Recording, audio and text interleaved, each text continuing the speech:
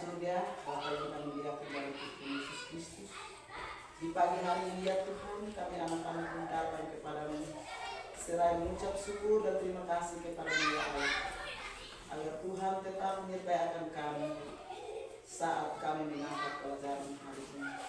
Mari Tuhan beri hikmat dan pengertian kepada kami, khususnya anak-anak, agar kami mampu menerima pelajaran hari ini dari awal sampai selesai. Semuanya boleh berjalan dengan baik. Amin. Terima kasih ya Tuhan. Amin. Ya, sebelum kita mulai, Ibu akan cek kehadiran hari ini. Dengar nama Manda Manoet, Engelina Ola, Ves Benasau, Jenny Takai, Ada Ibu. Justus Baik, Ada Ibu. Agnes Baun, Ada Ibu. Transina Kolo, Ada Ibu. Jessica Ola, Ada Ibu. Sefindi Omatan, Ada Ibu. Marlen Toto, Ada Ibu. Agung Kasem. Ada Ibu. Ya. Jadi semua hadir. Hadir. Jadi kita akan mulai dengan pelajaran kita hari ini. Pelajaran yang keempat tentang sebelum kita mulai pelajaran, semua sudah siap? Siap. Kalau sudah siap, kita masuk dalam pelajaran kita hari ini dengan judul Allah hadir dalam berbagai peristiwa kehidupan.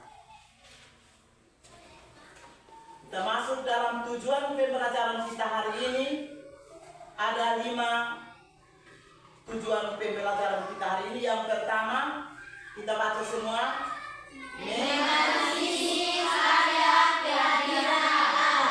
Yang kedua, Menganalisis bentuk-bentuk kehadiran Allah melalui berbagai kehidupan dan peristiwa kehidupan manusia. yang ketiga, Menjelaskan arti Allah Maha Hadir. yang keempat, Membuat sebuah puisi atau cerita singkat tentang pengalaman atas kehadiran Allah dalam kehidupan.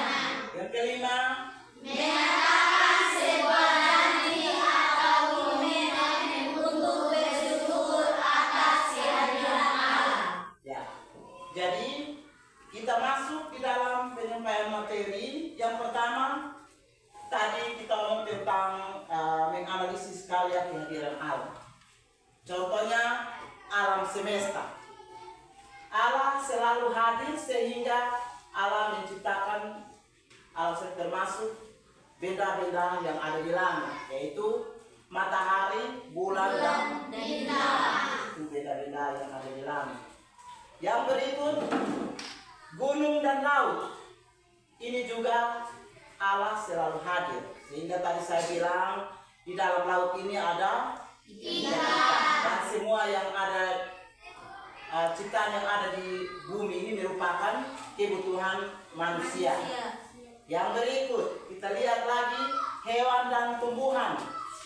Kalau hewan dan tumbuhan ini juga berguna dan bermanfaat bagi kehidupan manusia. Misalnya ayam, kita ambil dia punya apa? Daging dan telur untuk kebutuhan manusia. Begitu pula yang ada di sini rusa, ini juga merupakan kebutuhan manusia. Kita ambil dia punya daging. Ya. Yang berikut, kita sebagai manusia juga Allah ciptakan kita dengan bagian-bagian tubuh yang lengkap. Seperti yang ada di sini. Ada mata, ada telinga, ada hidung, ada siku, ada kaki, dan sebagainya. Jadi ini semua bagian ini saling melengkapi atau saling membutuhkan. Yang berikut, matahari dan hujan. Matahari dan hujan juga manusia butuh atau tidak? Butuh. Kita butuh untuk kehidupan juga. Kalau tanpa hujan maka manusia dan semua ciptaan Tuhan pasti mati semua. Ya. Jadi inilah yang menjadi kebutuhan kita sebagai manusia. Allah menciptakan untuk kehidupan kita. Yang berikut kita masuk dalam peristiwa yang menyenangkan. Kalau kita ngomong tentang peristiwa menyenangkan, kita lihat dalam Kejadian 12 ayat 1 sampai 10, yaitu tentang kisah Abraham. Kisah Abraham, yaitu Allah memanggil Abraham keluar dari kampung halamannya dan harus pergi ke tempat yang Allah tunjukkan kepada Abraham. Jadi Abraham waktu itu dia keluar dengan senang. Ketika dia mungkin di kampung dia rasa tidak senang, tapi ketika Allah memang dia keluar dia merasa terlalu senang. Yang berikut lagi kita lihat dalam peristiwa yang berikut tentang bangsa Israel. Bangsa Israel ketika Allah memanggil mereka keluar dari tanah Mesir, mereka bukan jalan lurus ke kita sekarang harus dengan mobil, tapi mereka jalan kaki lalu menyeberang salah satu laut yang paling besar dan luas. Tetapi ketika mereka dalam perjalanan, Allah tetap hadir dan bersama-sama dengan mereka. Sehingga Tuhan memberikan makanan, mana, bukan makna, tapi mana. Mana ini merupakan makanan untuk mereka. Yang mereka harus makan. Allah sudah persiapkan makanan bagi mereka. Allah juga sudah memberikan tiang awan untuk mereka jalan siang-siang. Tuhan kasih tiang awan, dan malam juga siang Tuhan kasih tiang api, malam Tuhan kasih tiang awan untuk mereka jauh dari semua penyakit yang mereka hadapi. Yang berikut peristiwa menyedihkan. Jadi dalam kehidupan kita manusia, peristiwa dua ini selalu kita hadapi. Yang berikut peristiwa menyedihkan.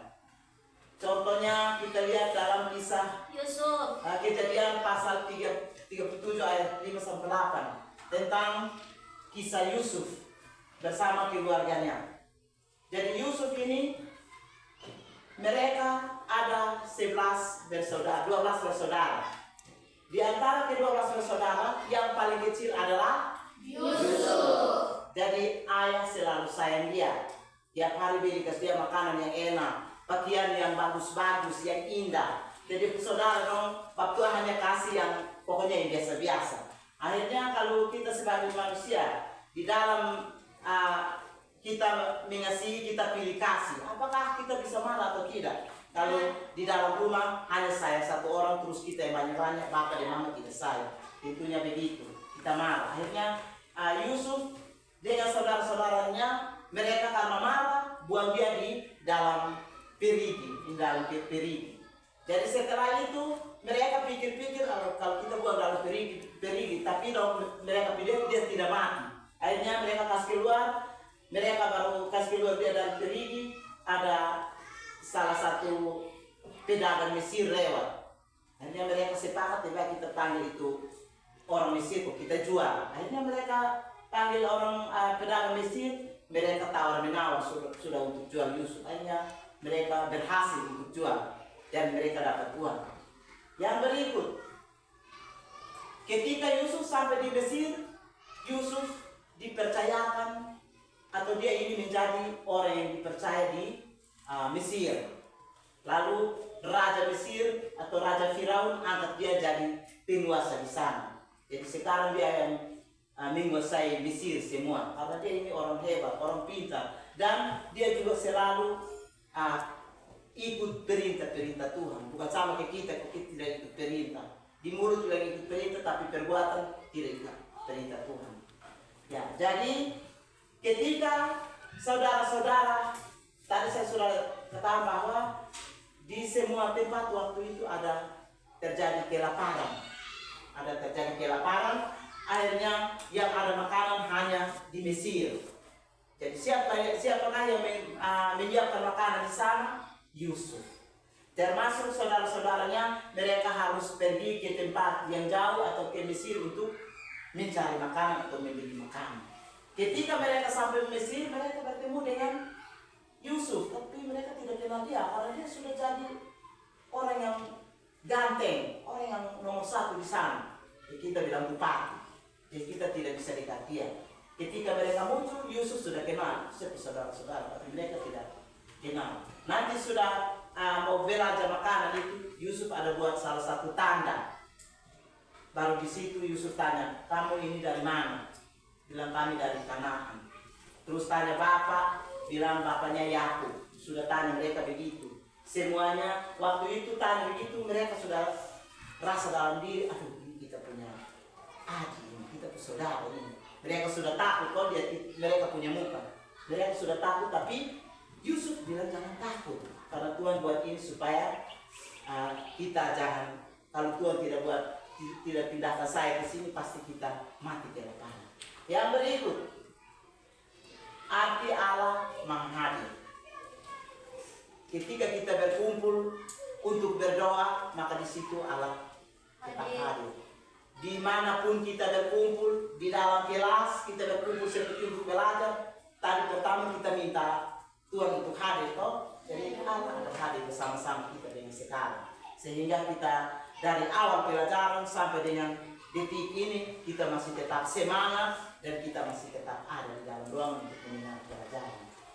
Yang berikut kita akan mengucapkan janji untuk selalu bersyukur kepada Allah. Dan janji ini nanti saya ucap duluan, anak-anak ikut. Kita mulai. Saya berjanji untuk selalu bersyukur kepada Allah setiap hari. Saya percaya bahwa Allah selalu hadir di dalam hidup saya, di rumah, di sekolah, dan di mana saja kita berada. Yang berikut, kita akan membagi kelompok untuk mengerjakan tugas kelompok. Kita bagi dua kelompok. Kelompok satu di sini, kelompok dua di sini.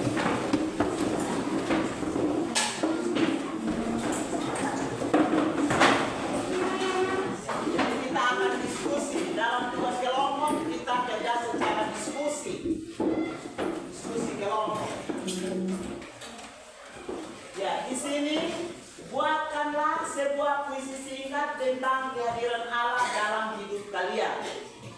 Yang kedua, tuliskan 3 contoh peristiwa yang menyenangkan dan 3 contoh peristiwa yang menyedihkan. Sudah. Waktu hanya 5 menit.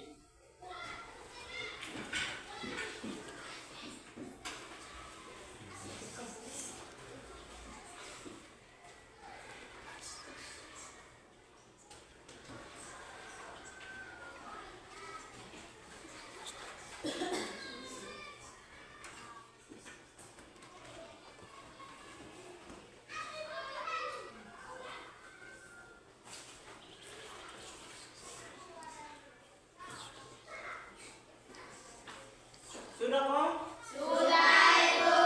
Kalau sudah, dari kelompok 1 maju untuk presentasikan dia punya hasil kerja. 2 orang maju. Ya, kelompok yang lain tenang dan dengar hasil prestasi dari kelompok 1. Dalam sunyi ada dia. Di kala dunia terasa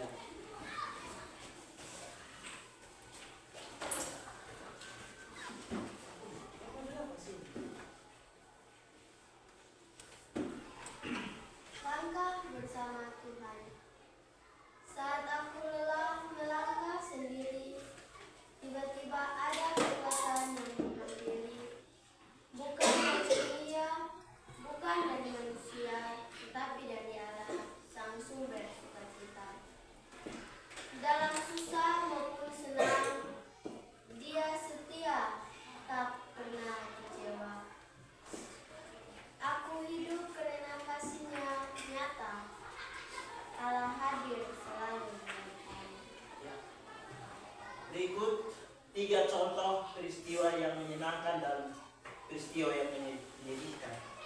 Menurut kelompok kami, peristiwa yang menyenangkan adalah 1. Liburan atau jalan-jalan dengan orang tua. 2. Naik kelas. 3. Menolong orang lain. Menurut kelompok kami, peristiwa yang menyedihkan adalah 1. Dapat marah dari orang tua. 2. Tidak lulus saat ulangan. 3. Jatuh dari sepeda motor pohon.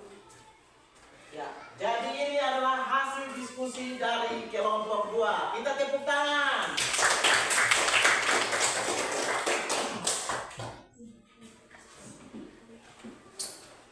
Baik, setelah kita mendengar hasil dari diskusi kelompok 1 dan 2, semuanya baik.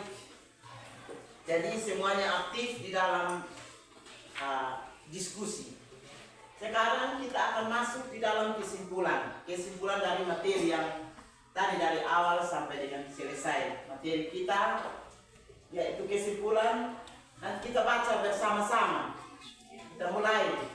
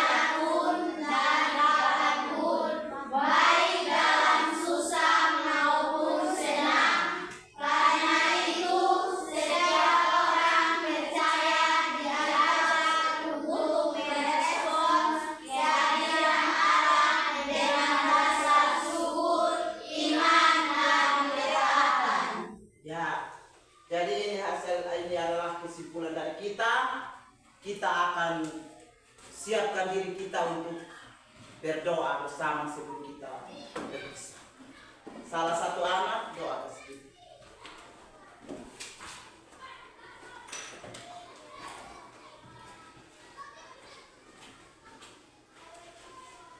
Mari kita sama-sama menghadap Tuhan di dalam doa kita berdoa. Bapa kami yang di surga, dikuduskanlah namamu, datanglah kerajaanmu, jadilah kehendak-mu di bumi seperti di surga. Berikanlah kami pada hari ini makanan kami yang secukupnya, dan ampunilah kesalahan kami, seperti kami juga tahu orang yang bersalah kepada kami, dan janganlah Tuhan membawa kami ke dalam pencobaan, tetapi lepaskanlah kami daripada yang jahat, karena Engkau yang punya kerajaan dan kuasa dan kemuliaan sampai selamanya. Amin. Ya. Jadi pelajaran kita sampai di sini, dan kita akan berjumpa lagi di minggu yang akan datang. Salam semua. Salam.